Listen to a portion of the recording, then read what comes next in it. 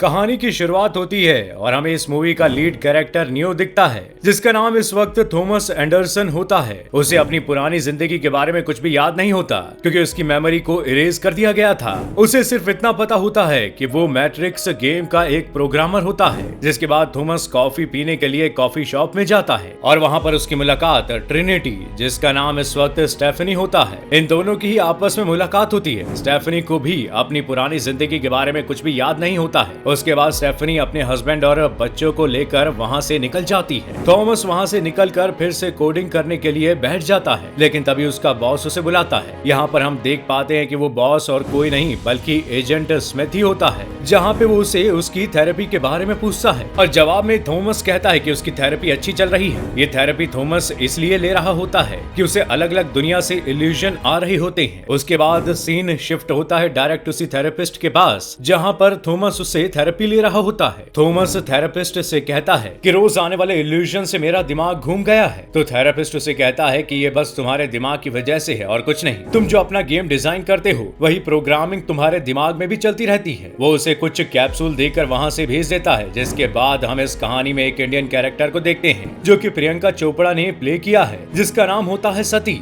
और अब काफी दिन बीतने के बाद थॉमस गोलियों को लेकर अपनी थेरेपी कंटिन्यू रखता है और कई बार उस कॉफी शॉप पे जाके स्टेफनी से मिलता है। एक दिन जब वो ऑफिस में काम करने के लिए आ रहा होता है, तब वहाँ गार्ड पहुंच जाता है और पूरे ऑफिस को खाली करवाने लगता है। तभी थॉमस को एक मैसेज आता है कि अगर तुम सारी सच्चाई जानना चाहते हो, मुझसे आके टॉयलेट में मिलो। वहाँ पे उससे खुद मिलने के लिए आता है मॉर्फियस। तभी वहाँ एजेंट स्मिथ पहुंच जाता है और थॉमस को गोली मार देता है और फिर से थॉमस अपने आप को थेरेपिस्ट के सामने पाता है और वही पुरानी बातें कर रहा होता है कि सपने में मुझे जीने नहीं देते। लेकिन थेरेपिस्ट कहता है कि ये सब तुम्हारे दिमाग का वहम है। तुम इतने ताकतवर हो कि तुम खुद ही इसी प्रॉब्लम से बाहर निकल सकते हो, बस तुम्हें अपने दिमाग को कंट्रोल करने की जरूरत है। उसके बाद थॉमस वहाँ से चला जाता है और एक ऊंची बिल्डिंग पर जाकर शराब पीने लगता है और तभी उसे वही पुराने इल्यूजन आने लगते हैं। तभी उसकी मुलाकात एक और कैरेक्टर से होती है जिसका नाम कैप्टन होता है और वो उसे चमकते दरवाजे के पार ले जाता है और फिर से उसकी मुलाकात मॉर्फियस से होती है और वो थॉमस को उसकी पुरानी यादें दिखाता है और उससे ये पता चलता है कि उसका असली नाम थॉमस नहीं बल्कि नियो था। और जब नियो अपनी शक्ल एक शीशे में देखता है, तब वो अपने आप को एक बूढ़ा इंसान पाता है और तभी मॉर्फियस उसे एक रेड गोली देता है। जब वो गोली खाता है तब वो अपनी असली शख्सियत में जाता है। तभी नियो को अपने आंखों के सामने थेरेपिस्ट दिखाई देता है और थेरेपिस्ट खींचकर उसे अपने साथ ले जाता है। दोनों ही इस वक्त एक चलती ट्रेन में होते हैं। चलती ट्रेन में वहाँ के लोगों को कुछ हो जाता है और वो इन्हीं के ऊपर हमला कर देते हैं और यहाँ एक फाइट सीन दिखाया जाता है कि यहाँ कैप्टन आकर नियो को बचा लेती है। फिर नियो की आंखें रियल वर्ल्ड में खुलती है। ये वही मशीनी दुनिया है जो इंसानों को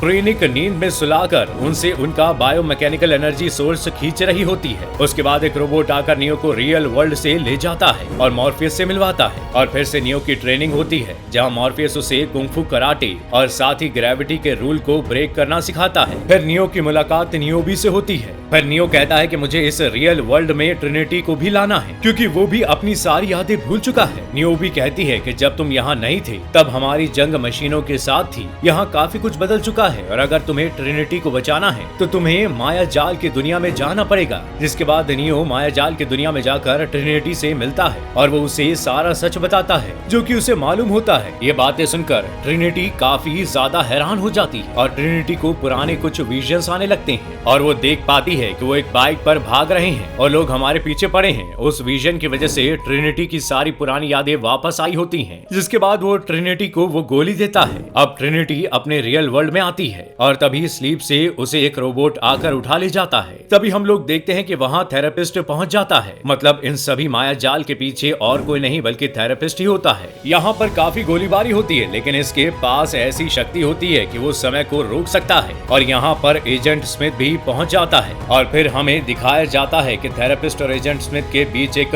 फाइट होती है। अब यहाँ पर सती को देखते हैं जो बग्स के दिमाग के साथ में ट्रिनिटी के दिमाग जोड़ देती है। अब उसकी ताकतें काफी ज्यादा बढ़ जाती है। अब वो भी नियो की तरह ही द वन बन चुकी होती है। उस बीच स्मिथ के बहुत सारे एजेंट पहुँच जाते हैं यहाँ पर और नियो ट्रिनिटी को लेकर बाइक पर भागने लगता है। तभी उनके सामने कार आ जाती है। नियो अपनी पावर से कार रोक देता है। वहाँ से ये दोनों ही अपनी जान बचा के एक बिल्डिंग की टेरेस पर आते हैं और तभी एक हेलीकॉप्टर उनके ऊपर गोलियां दागना शुरू कर देता है। लेकिन तभी नियो अपनी पावर्स का यूज करके उन्हें आसमान में ही रोक देता है। तभी वहाँ काफी सारे गार्ड्स आ जाते हैं और नियो और ट्रिनिटी बिल्डिंग से जंप कर जाते हैं। लेकिन शॉकिंग चीज ये होती है कि ट्रिनिटी हवा में उड़ सकती है, लेकिन नियो नहीं। इस वक्त सती इन सभी के प्लग्स हटा देती है और वो दोनों एक हो जाते हैं और उनका पुराना प्यार वापस आता है। अब ये दोनों भी सीधे थेरेपिस्ट से जाके मिलते हैं। पहले तो ट्रिनिटी थेरेपिस्ट का मुंह तोड़ देती है और वापस से जोड़ देती है। ये देखकर वो हैरान हो जाता है और कहता है कि मैं तुम्हारे साथ डील करना चाहता हूँ, क्योंकि तुम्हारे पास भी सुपर पावर्स है और तुम भी इंसानों की भलाई के लिए उसे यूज करना चाहती हो, तो तुम क्या मेरे साथ हाथ मिलाना चाहोगी? लेकिन ट्रिनिटी मना कर देती है और वो हवा में उड़ जाती है और मूवी यहीं खत्म हो जाती है।